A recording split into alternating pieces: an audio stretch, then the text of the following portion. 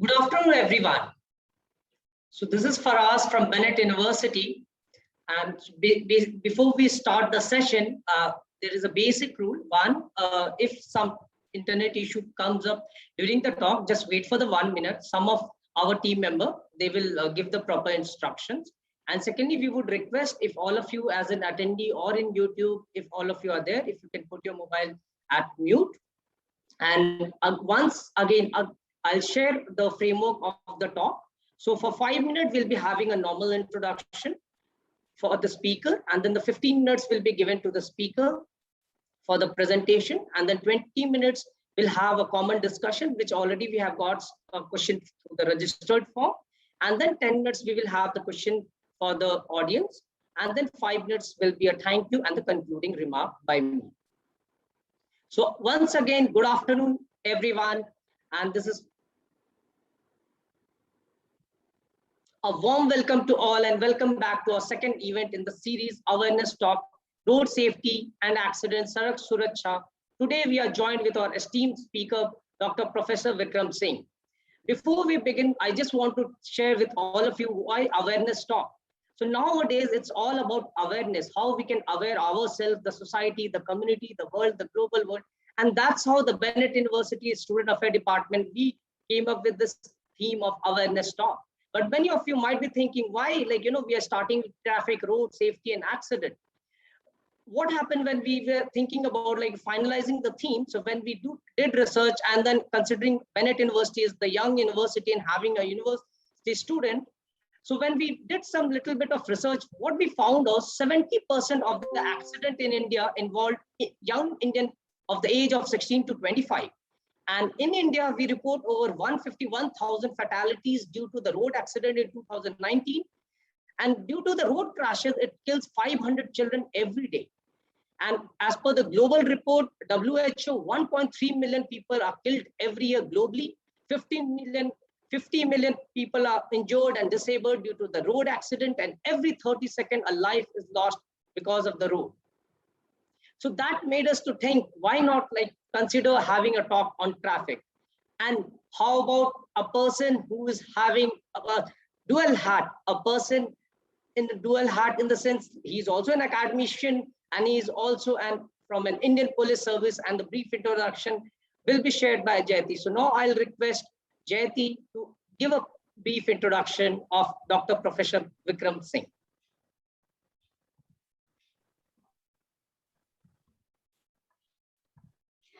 Dr. Vikram Singh, former DGP of Uttar Pradesh, Chancellor, Noida International University, a social activist and educationist, the author of Human Rights and Police, Dr. Vikram Singh. I can't express how proud I feel right now to introduce him to you today. Guts, grit, and glory. These words define him perfectly. 1974 to 2021, he remains one of the most highly decorated officers in the country. He has also been a recipient of the President's Police Medal for Gallantry in 1986 for his service to the nation. And that's not it. He has also been a TED Talk speaker. He is currently the Chancellor in Noida International University. Bennett University is truly honored to have him with us. And today, he's going to help us understand how road safety and security works in India. Over to you, Faraz, sir. Thank you, Jyoti, for such a wonderful introduction. I think this can be a best way to introduce Vikram sir. And on the way the session goes, we'll get to know more about Vikram sir's personal and professional journey. So Vikram sir, now we hand over to you for your presentation. Namaskar, good afternoon, Adab, Sat Sri Akal. God bless you, my dear Jayati. God bless you, my dear Faraz, my dear students. It is such a privilege to interact with you and indeed share with you my life's experience on how to prevent road accidents. The causes, the reasons, the road rage, how wantonly and irresponsibly we try to capture the road and feel that we are not going in our two-wheeler or on a cars, we are going on an ego trip. John Donne, an English poet, many, many years ago, maybe around 400 years ago, penned a line when there were no motor vehicles. But if today I were to import those two lines, they are so realistic about today's horrible, unsafe conditions on our roads. John Donne wrote, I run to death, and death runs to me as fast, and all my pleasures are like those of yesterday. I run to death, and death runs to me as fast, and all my pleasures are like those of yesterday. Mr. Faraz sir, during his introductory remarks, mentioned that there were almost 150,000 deaths annually in India. That exceeds now to almost 200,000, 2 lakhs per annum, immensely more than the pandemic has claimed per annum, immensely more than any disease that can possibly have claimed. The whole tragedy is that it is totally preventable. Much of it is preventable, 50%. And then first of all, let us understand the contributory causes. The contributory causes are that our roads are now, India is a developing economy, and your generation is the most fortunate. I could never, I joined the IPS, and the only thing that I could think of at that point, we were given a horse allowance, Ghursavari Bhatta, to have a horse, and then the government. So that outlived that. Then we were given bicycles. It was much later that we could get a two-wheeler or a four-wheeler. But today, look at your university. Many of our youngsters are so fortunate to have two-wheelers also and four-wheelers also. And then the magnitude of the manufacturing of two-wheelers and four-wheelers, that all our youngsters would like to have one automobile or the other, if not two. The roads are congested. The vehicular traffic leaves much to be desired. There are rickshaws, there are tongas, there are hand carts, there are abandoned vehicles, there are condemned vehicles, and there are breakdown vehicles.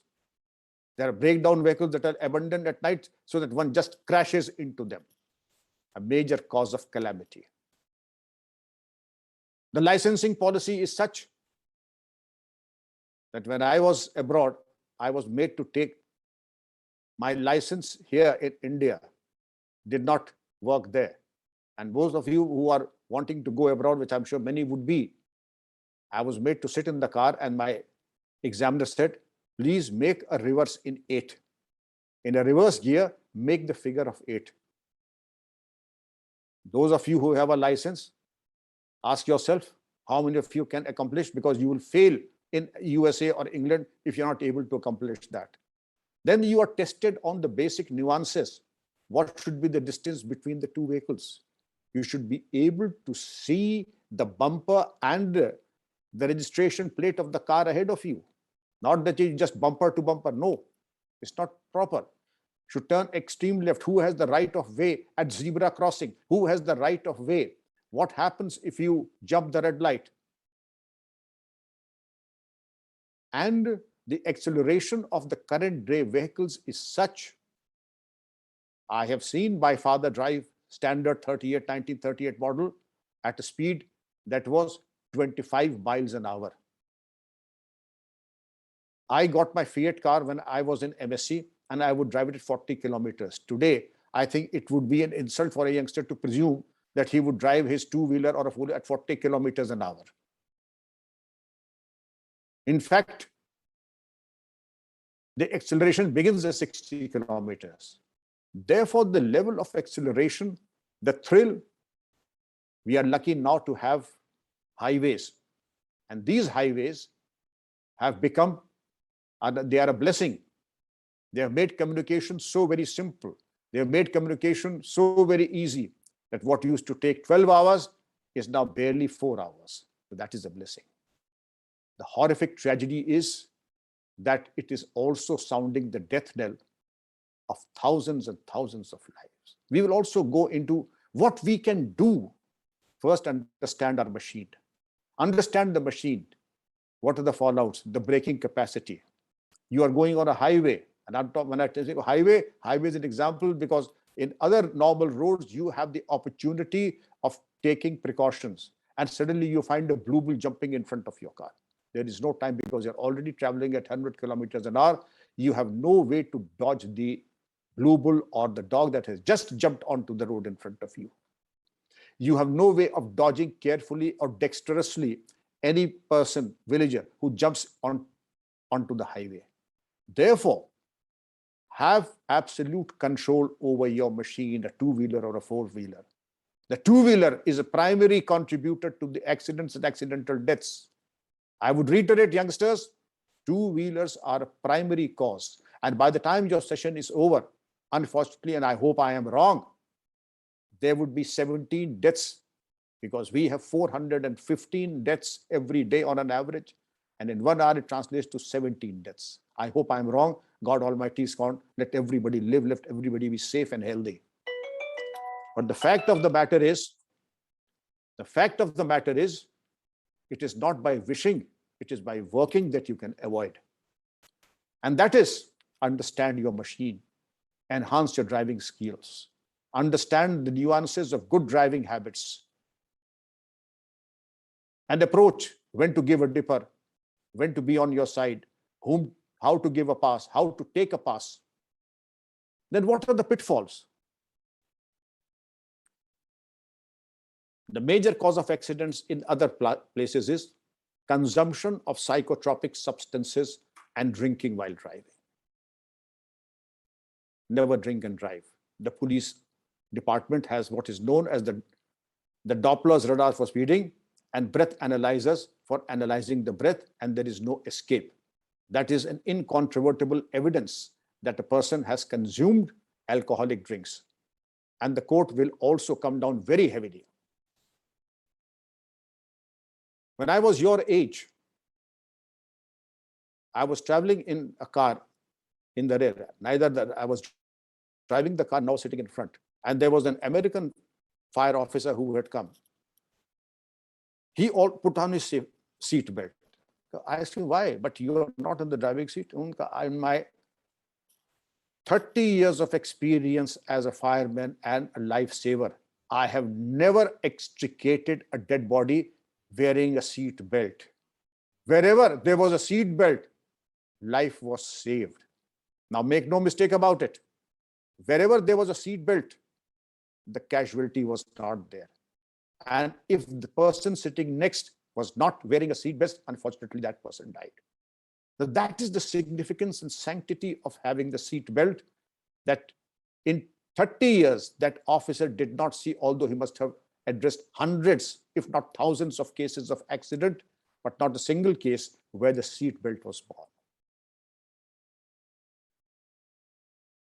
Keep safe distance from the vehicle in front.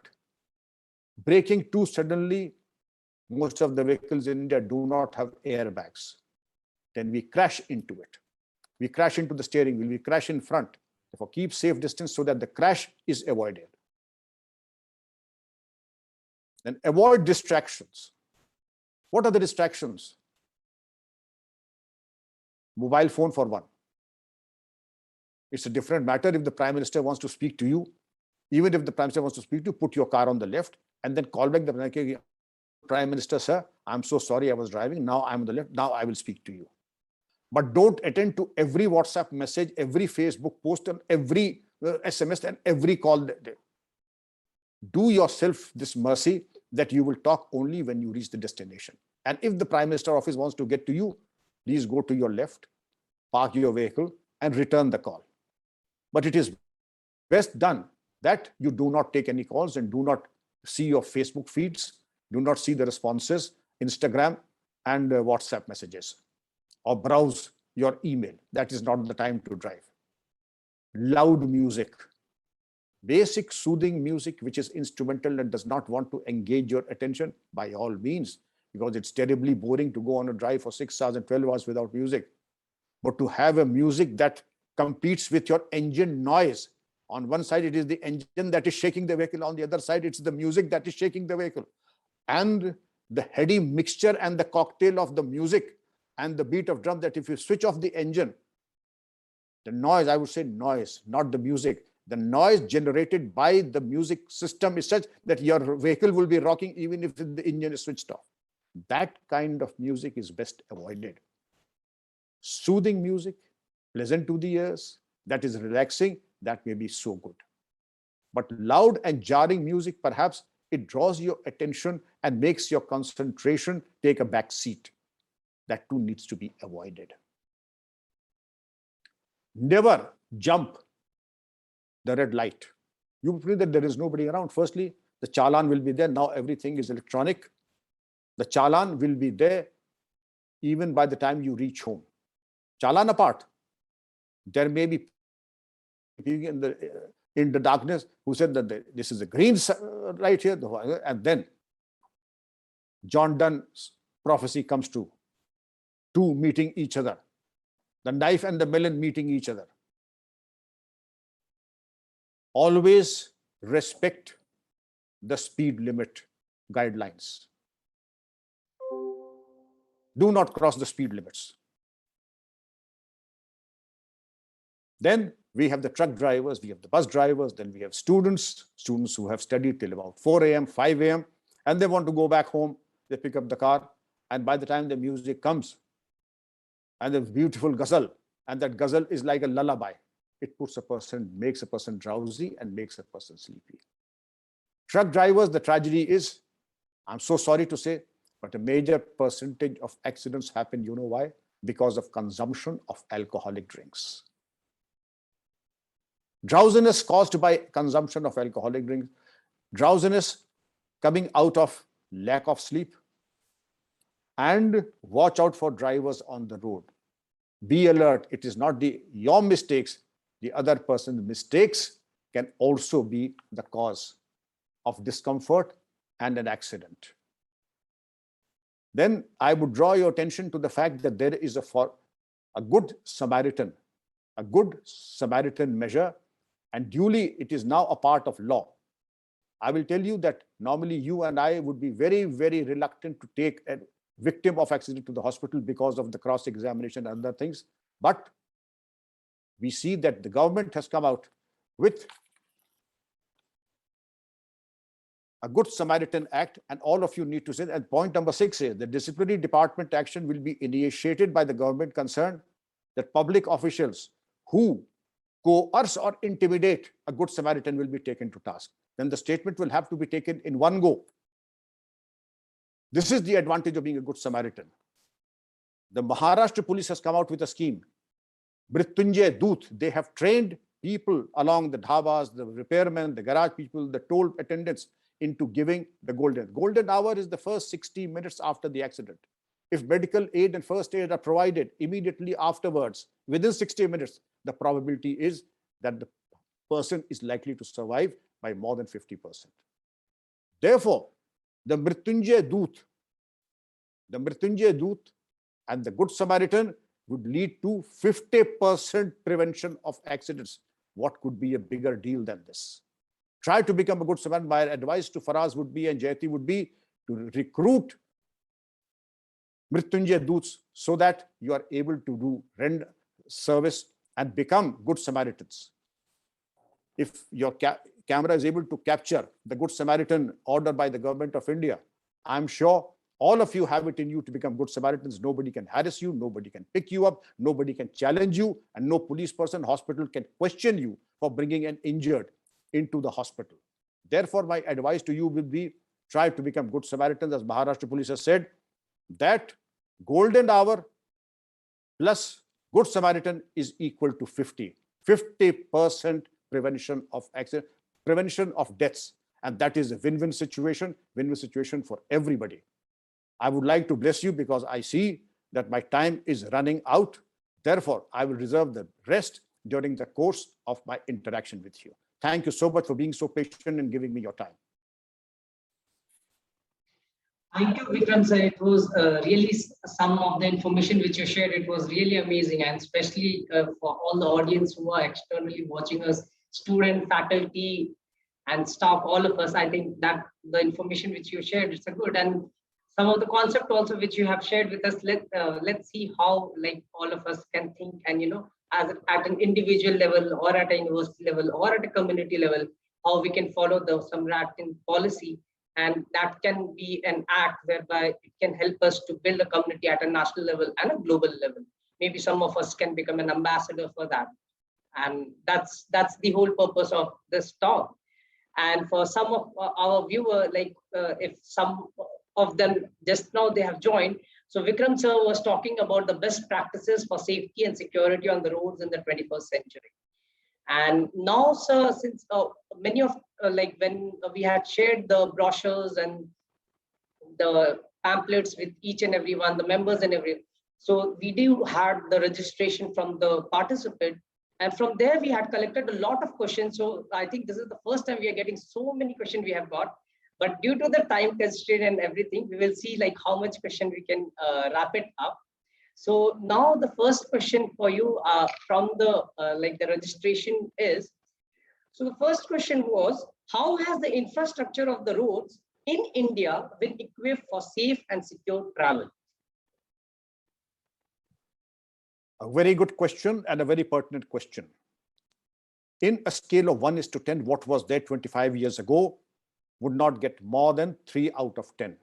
But today you'd be happy to know when you travel across the highways and even otherwise, you will find assistance centers. You will find breakdown vehicles there to help you. You will find garages there to attend to any breakdown. Then there are breakdown services to address. Highways now have become a pass. First, initially, many people say, now we have a leave of 1 day, let us go for a vacation. Now going on a highway in itself has become a vacation. Look at the number of eateries and all what you may not get, you get in Connaught Place, you will get on the highway. The same level of services that you get as far as repair and maintenance of your vehicle is concerned, you will get on the highway. And therefore, not only that, you have also health centers coming up. I'm not going into details about the health centers, but basic your security, the first aid vehicles, the health vehicle, the assistance vehicles, the police assistance vehicles, the tow-away vehicles, they are all there. Not to mention the speeding cameras, the Doppler radars of the police, and also those checking your speed, and also the alcohol in the bloodstream. They are also there. So I think it's a very, very safe, and it is nothing short of a revolution that has happened in the last 5 years. Very nicely put, Vikram sir. Thank you so much. So the second question which came from the like registration form was, and since again like our university is an engineering school, so I hope like one of my engineering student might have raised or asked this question. So how has the technological revolution affected the restructuring and strengthening of 4 E's of road safety, which is engineering, economy, enforcement, and education today? The 4 E's are the backbone of road safety and road travel. Education is there, but not at a level which I would say that, yes, it is commendable. We have to go miles before we sleep. That is education. Engineering has come in a big way. India had just 3 cars about 40 years ago. The Fiat or the Premier Padmani, the ubiquitous ambassadors, the standard heralds. That was about all. But now it is difficult to count on fingertips the choices of two-wheelers. In the two-wheelers, we had the Java and Vespa, Lambretta, and what was that? Royal Enfield. That was all. But today, you can't even count the number of two-wheelers that the choice that you have. Likewise, the engine quality is such, the delivery, the fuel consumption, and also the speeding part. But this has come at a horrible price also. The first time when the Maruti people were trying to test the latest vehicle, they said, we need a police arrangement. Why do you need police? Because, sir, the acceleration is such that people probably presume that when the vehicle is there in the distance, it will take about 10 seconds. The fact of the matter is the vehicle will be at him or her in 2 seconds. So that is the efficiency of the engine designing. We had fire engines. The fire does not mean the fire brigade engine, fully integrated robotized engines. Then we had also many such innovations. Now, the best engines that are made on the planet are manufactured in India and also in Noida. And therefore, you have the best engine, the best fuel efficiency. They also have the CNG driven vehicles also. So immense possibilities. But the CNG engines, of course, the time is less. I wish I could have gone. But those who trying to use contraptions, factory fitted CNG kits, by all means. Approved kits, by all means. But home assembled factory kits and LPG gas cylinders, that is quoting the recipe of disaster. And please, even if somebody were to give you these two free of cost, don't accept them, because they are messengers of the god of death.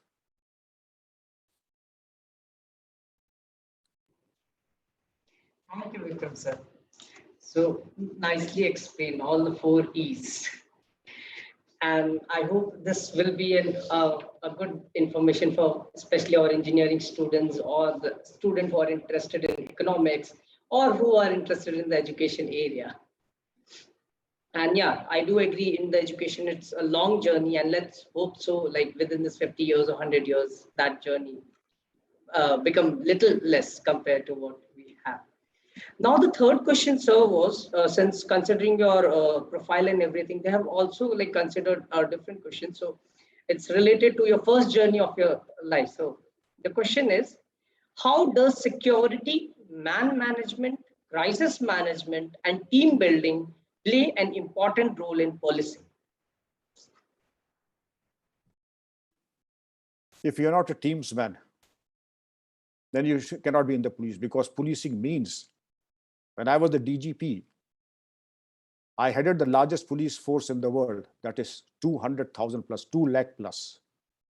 As a junior ASP, when I was your age, maybe 21 when I joined as ASP, my charge was 5 police stations, the police lines, that made a force of almost 3,000. Now, as a youngster, I cannot say I have no experience of man management, and there are all kinds of problems. If I'm not an expert in crisis resolution, I'm not able to handle problems and address them, I'm not a teams person, I'm not a fast learner, then I would be unequal to the task. Therefore, if you're in the police, like your mother, you have to be a crisis manager. You have to be a teams person. You have to be a good finance manager. You have to be a person who has so many responsibilities, and you have to come out with convincing responses, workable responses, not responses that are only academic and can work only in the library. No, they jolly well work on the parade ground, they jolly well work in the police station, they jolly well work out at the roads also. Any solution that is purely bookish is of no consequence. Therefore, practical solutions, be patient, listen to them. And when you are 20, 22, these 3,000 people, when they come to you, or when the people will come, they are 70 years old, and they say, "Aap mere pita ki tarah, you are like my father." Then you can't say, "How dare you call me? I'm 22 and you are 70. How dare you call me?" I'm like, but yes, you may be young in age, but the Almighty and society have given you the privilege of addressing the problem, and therefore, it is customary to give this kind of the great respect to the person who is there to address the problem and give relief.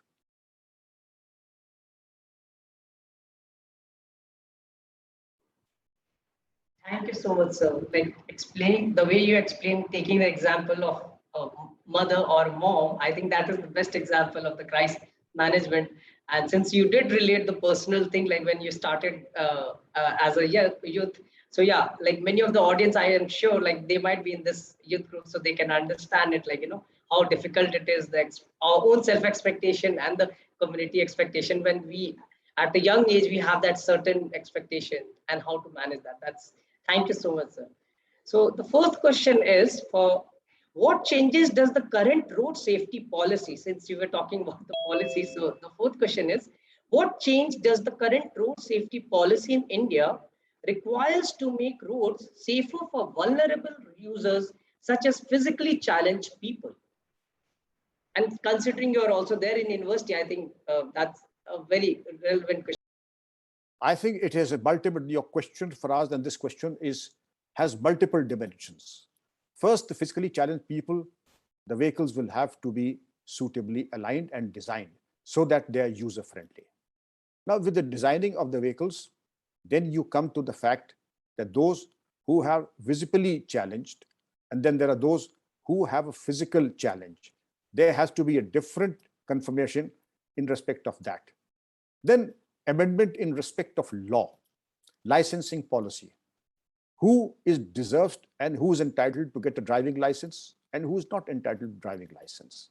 That has to be very clear cut, and it has to be people friendly so that nobody is debarred merely because of some minor infirmity. The licensing policy, then you come to the law. It is not just that physically challenged people are on the driver's seat. The physically challenged people can be on the other side of the road also. They can be pedestrians also. They can be just passengers in a vehicle. How do you handle that situation?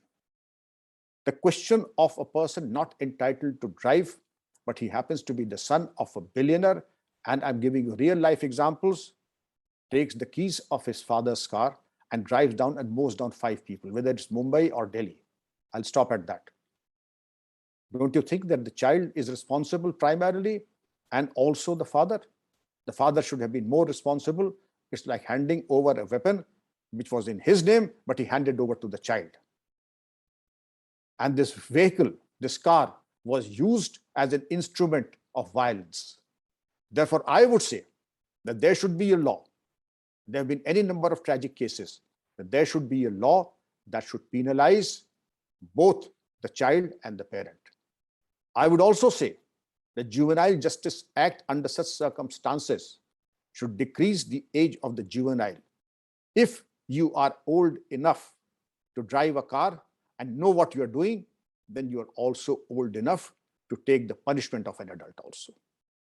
If you are behaving like an adult and behaving in a manner, then you're also old enough to face the consequences of transgressing the rule of law and propriety both.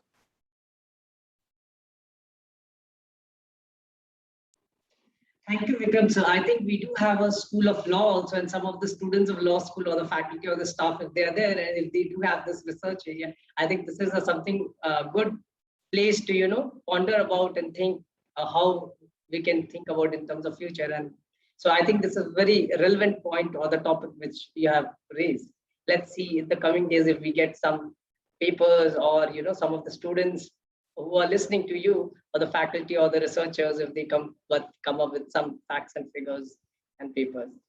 So considering that, so now the next question for you is, what steps can the government take to bring down the post-crash response time to less than 10 minutes?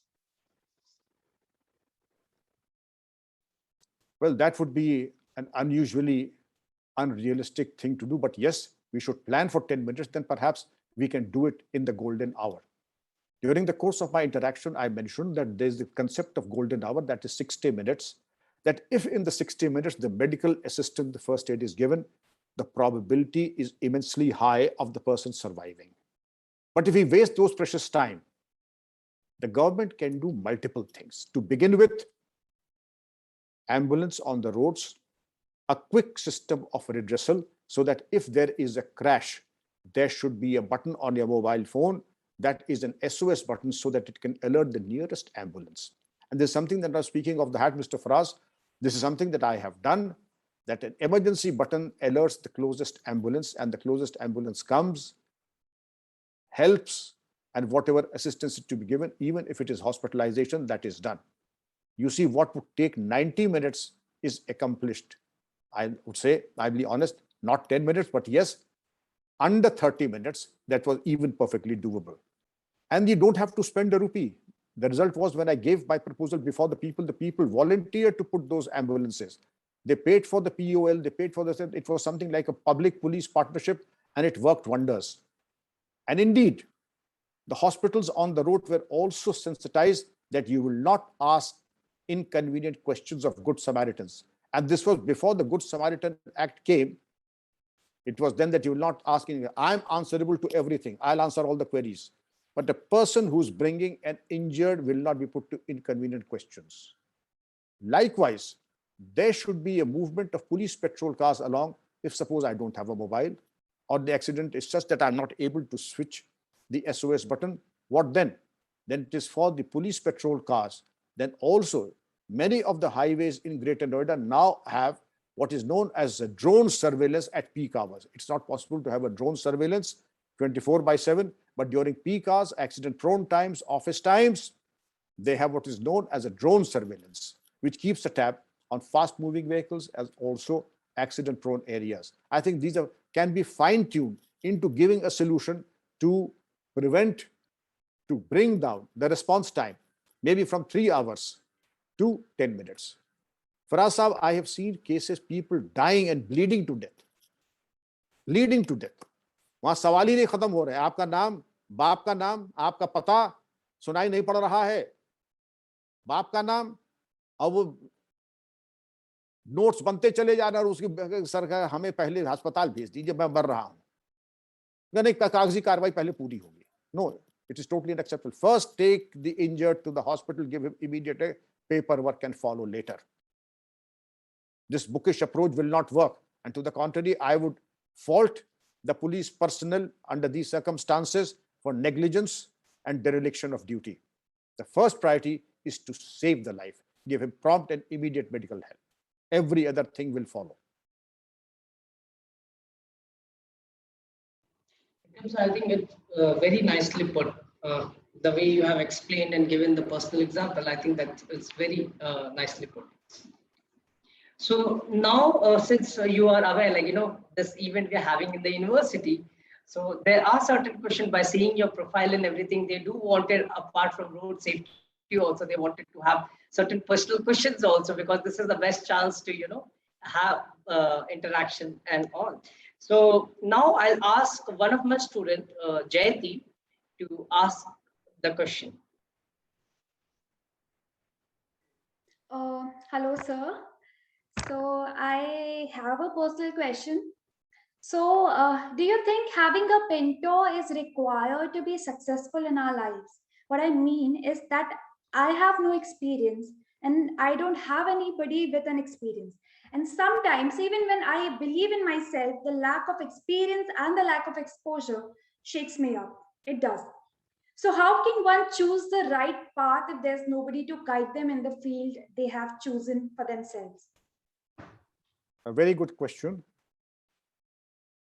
It is always said, be thine own light.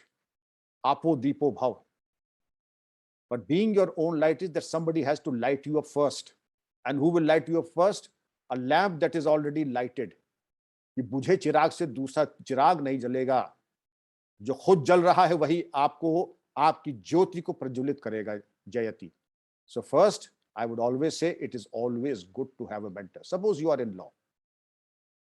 Then naturally, if you were to discuss law with somebody like Harish Salve, if you were to suppose have tea with Harish Salve for 1 month every day, 15 minutes a day, and suppose you were to have tea with, say,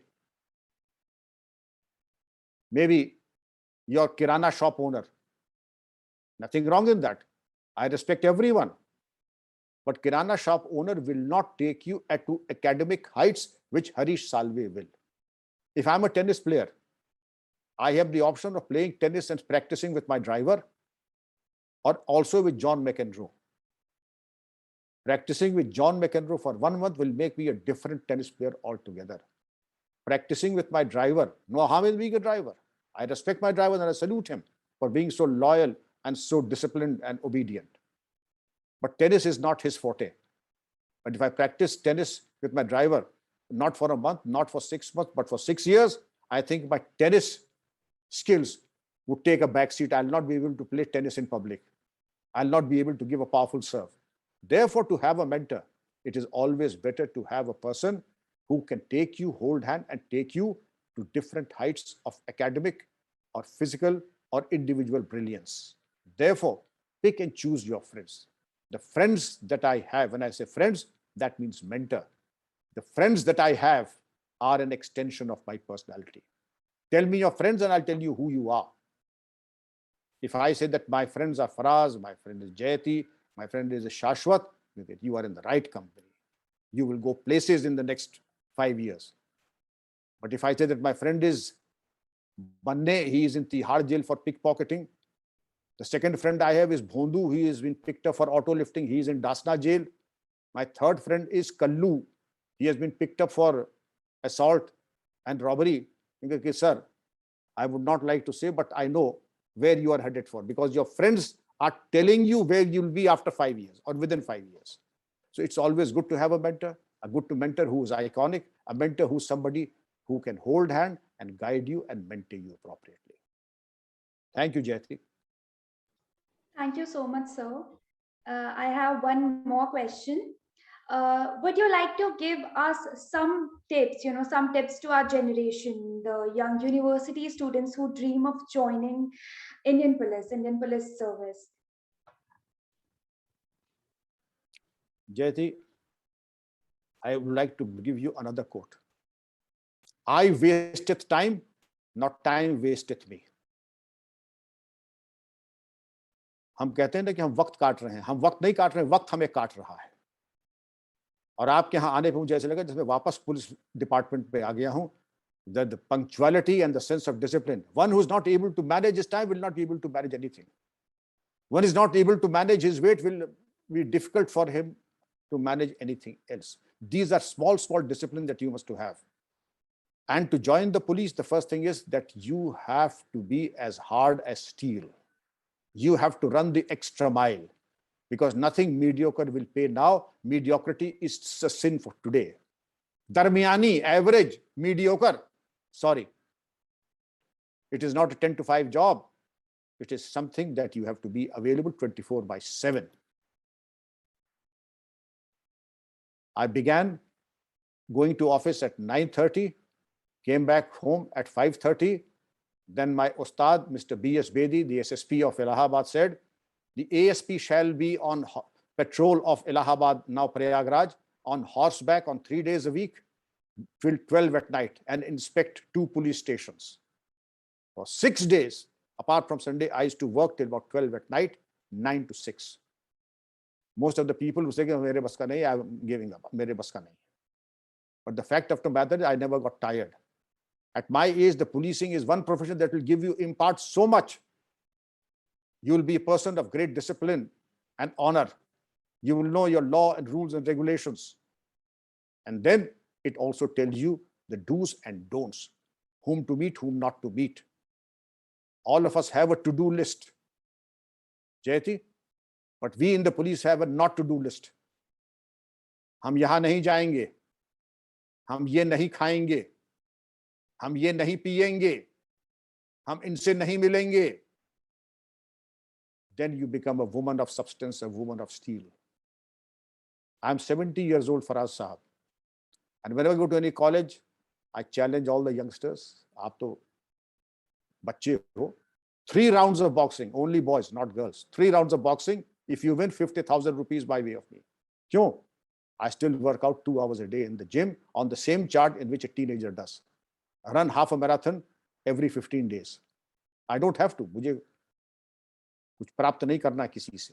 But yes, the discipline is there. Therefore, I strongly recommend every youngster, every boy and girl, try and become an IPS officer or a paramilitary officer. Thank you, Vikram sir. The way you explained about the mentor and like at a personal level also, whatever I've heard about you, and I do know, you have been mentoring so many of the professionals and academicians and everyone.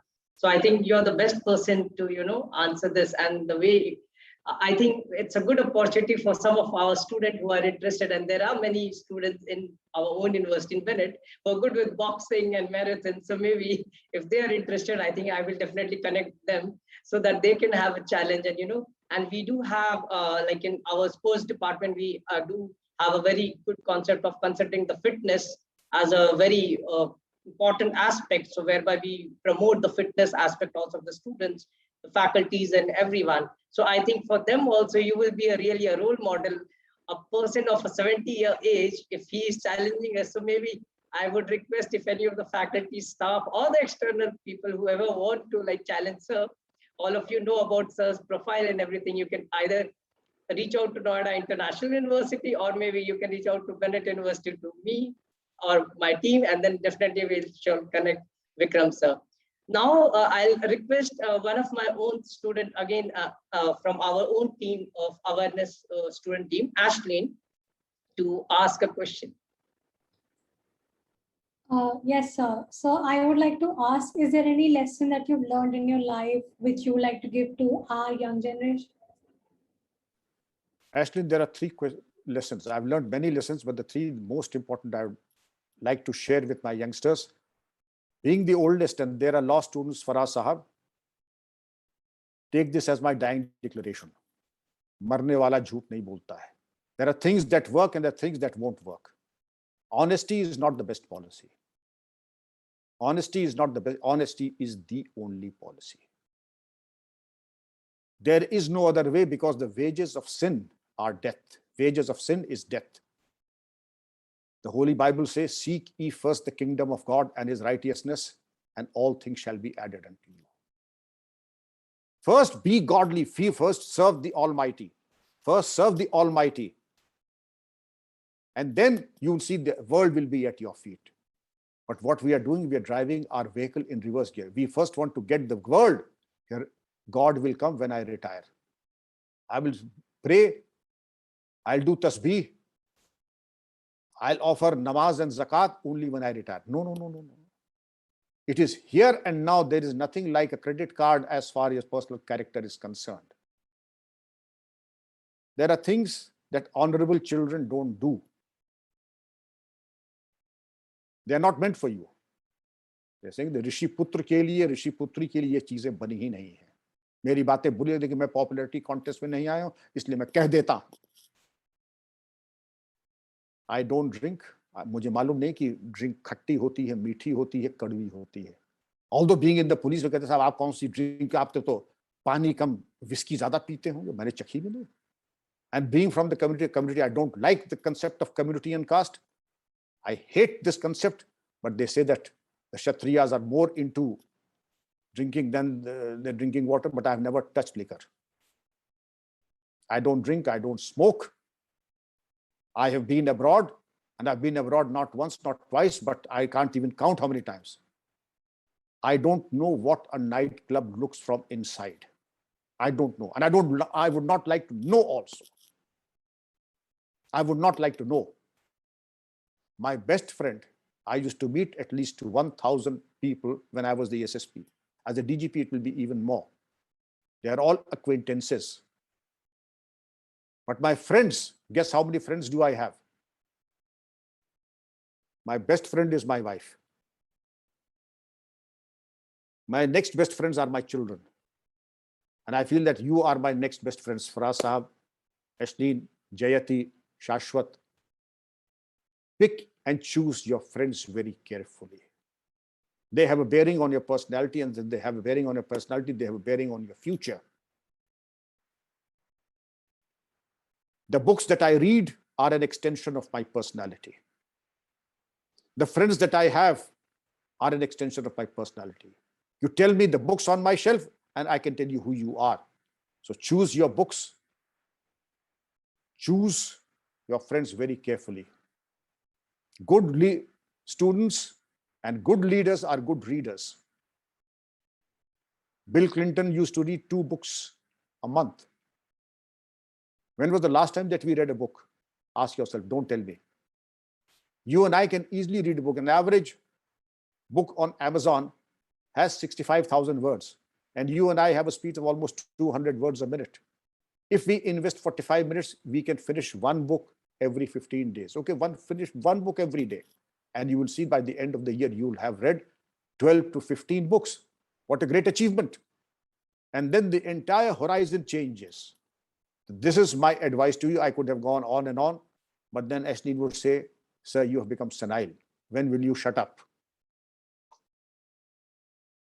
Thank you.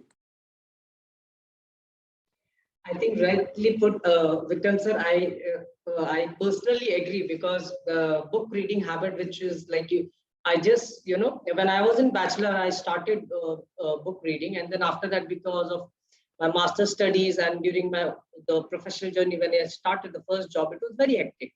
And I could not give time to the book reading and everything.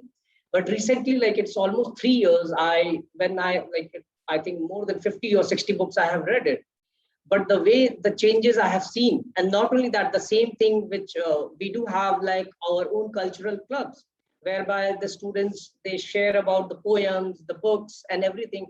Their journey, I'm seeing the way they're developing, and I do agree, like, the leaders are good readers. So the way it has transformed some of the students I'm seeing for past 2, 3 years or 5 years or 7, 8 years, the way they have changed. Because this is also one thing when I like share with my own student, I impart this, like, if I can read with having so much hectic journey or hectic like job and so many things we are doing, so why not all of you can also think. And sharing my own life journey from the library, like, how it has influenced the book reading and everything. So I think, yeah, it's rightly put. And I think the best part is like when we are student, if we can inculcate the reading habit, that would be the best. And this is the best way we can like, start going deeper. Now, sir, some of the questions, because as I said, like, we do have some audience on the YouTube and Zoom. So we do have some questions from the audience. And in one of the questions which the audience has asked is, what step can various stakeholders take in improving road user compliances? Faraz Mia, the road is one place where everybody is a stakeholder. It is difficult to find a person who says, I have never traveled on the road. There can be a road less traveled, but there cannot be a person who has not traveled on the road. Therefore, every person is a stakeholder, whether he is driving a four-wheeler, driving a two-wheeler, whether he's a pedestrian, whether he's riding a rickshaw, whether he is or has a tonga, whether he is a cycle driver or he's a pillion rider, every person. So the first or the third part is education. Because ignorance of law is no excuse. First of all, we have to educate about the traffic, the Motor Vehicles Act, the consequences, and the good aspects of obeying the rules of traffic, observing the Motor Vehicles Act, faithful compliance with the various provisions, safe and good traffic habits, like being on your left. Some people say that unless I drive on the extreme right, how will people know that I'm a Dabang or a Singham? I have to be on the right side. I'm not going on a Fortuner ride, I'm going on an ego trip in that case. That has to be drilled in me. For your own safety, be on your left. For your own safety, give a dipper when you are going at night. It is not a must as a personality projection that you give not, you put the high beam at night. Similarly, respect the traffic rules. They are for your own safety. Then the 9 points I addressed you on was the fact that it is perhaps more of your security. You sanitize yourself at least by 50%, because it is not just this 50% and this 50%. If you sanitize yourself by this 50%, I think even if this person is 10%, the probability is that you pass with first class. But if you are also 10%, here also 10%, well, you are courting the recipe of disaster. You can see in the horizon that you are courting the recipe of disaster. But here, if it is 50%, here, even if it is 10%, you still get first class. So this is the value of education, the value and the significance of respecting the rules by observing traffic sense and traffic etiquette. We did not discuss traffic etiquette. There's a thing known as traffic etiquette. When you go abroad, you find at the crossing that there is a right of way. But if there is a senior citizen going, the vehicle will stop. If there's a cat or a dog going, the vehicle will stop. Even if there's a duck going, the vehicle will stop. That is the level of consideration, the traffic dignity and traffic etiquette.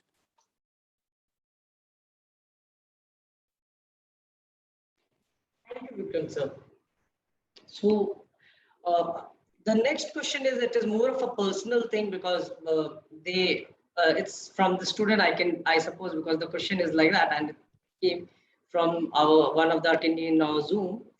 Could you please share your journey from your student? And I think some of them you have already shared, but maybe if you have not shared, you can reshare your journey from a student to a decorated IPS officer and a chancellor to a university. So maybe you can share the transition from a student to a decorated IPS officer, and the transition, you had a choice not to go for this retirement, but you chose to become a chancellor. So I think they are more interested in listening the transition journey from a student to a decorated IPS officer, and a transition from an IPS decorated officer to a chancellor to a university. Thank you very much, Faraz Sahab. I know time is running out. It's 3:55. I'll just take 1 minute. The fact of the matter is that I was lucky. I was lucky because I spell luck not as L-U-C-K, I spell luck as W-O-R-K. The harder I work, the luckier I became. Then I used to respect, I haven't seen God, but my parents were my God. They still are my God. I used to serve them. Their blessings have seen. Although 3 gunshot injuries on me, grenade attacks on me, yet I'm sitting in front of you, I think it was the blessings of my parents. Then the harder you work, a bright student, getting all the scholarships, competing on my parents' instructions to write the examinations. I wrote all the examinations, came out with flying colors. My parents wanted to join the police. I joined the police with their blessings. And the fact of the matter is that police was my last choice. I didn't want to join the police. But since my parents wanted me to join the police, I joined the police. Okay. Because in my time, where you got married and which job you took up was not your choice. It was the choice of your parents. You youngsters must be laughing your wits out. But that was the day. And I'm happy. I couldn't have picked up a better spouse for myself, what my parents picked up. There couldn't have been a better job than what I got, than what my parents advised me and gave me the choice to pick up. And become a child because I was academically oriented. I started my research after MSc, after topping there, you became a demonstrator. That's being a lecturer today. And then you worked for your PhD. I resumed my academics when I was SSP Nainital and completed my PhD during the course of service.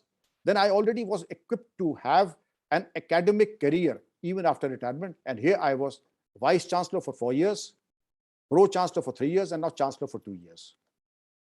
Thank you, Faraz sir. Thank you so much, sir. And I do agree, because of the time constraint, we would have asked you so many questions. But due to time constraint, I think we need to stop asking the questions. But the way you have given your presentations and the way you have answered all the questions, the professionals and the personal experiences which you have shared, I hope, it might be interesting for some of our audiences who are there and who have, and I'm again sharing, some of the audiences, if they have just recently joined. So now we are talking to Professor Vikram Singh, and he is an IPS officers from batch 1974, and he's also currently Chancellor of Noida International University. And we are having an awareness talk. So now I will just request one of my student, Ashley, so say a few words about a thank you note about the presentation, and then I'll take it over.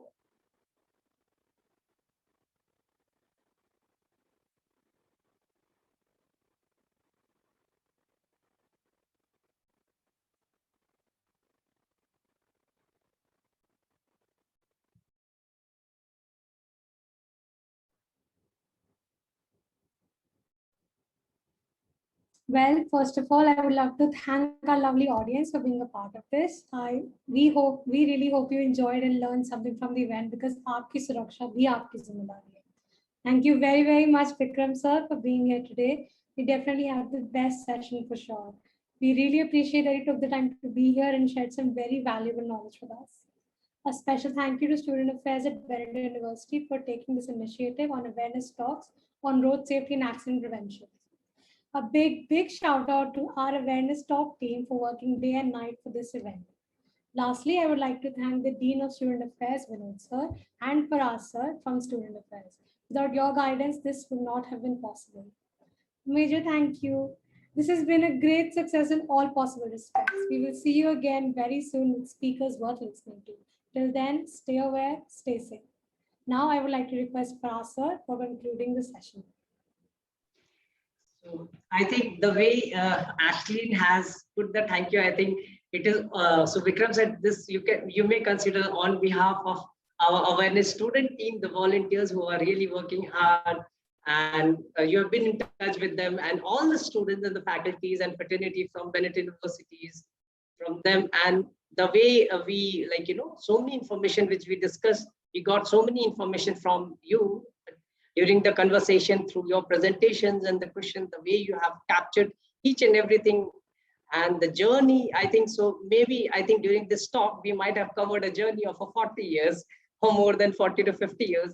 So maybe all the generation, if any of the generation, if they're seeing, and from the different communities, whether they're in university, from outside the university, I think all this is too much relevant, and the way you have explained it so easily, and like as a student or as a learner, as a normal people also, if you are learning, I think it was so easily explained and everything was easily done. So I think maybe for audience also who by chance if they have missed, or our students and faculty and fraternity, if you have missed this thing, so the talk will be available on the YouTube, and then we do have an Instagram handle through which you can follow us to be get updated, which is awareness. And we would again like to thank each and everyone, all the audience, because without you we can't we would have been successful, and especially thanks to all our management and everyone and our own department who gave us this opportunity to start this talk. And as I said in the beginning also, like Vikram sir, the way you gave us the insight how to build the safety bar while being on the road was really amazing. And as I said, this was an initiative of the Student Affairs at the Bennett University.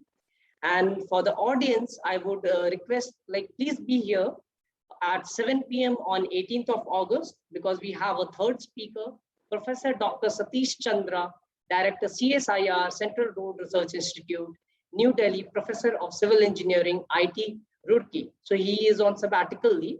And for each and everyone, we as an Indian, happy Independence Day, Jai Hind, and we end the session here.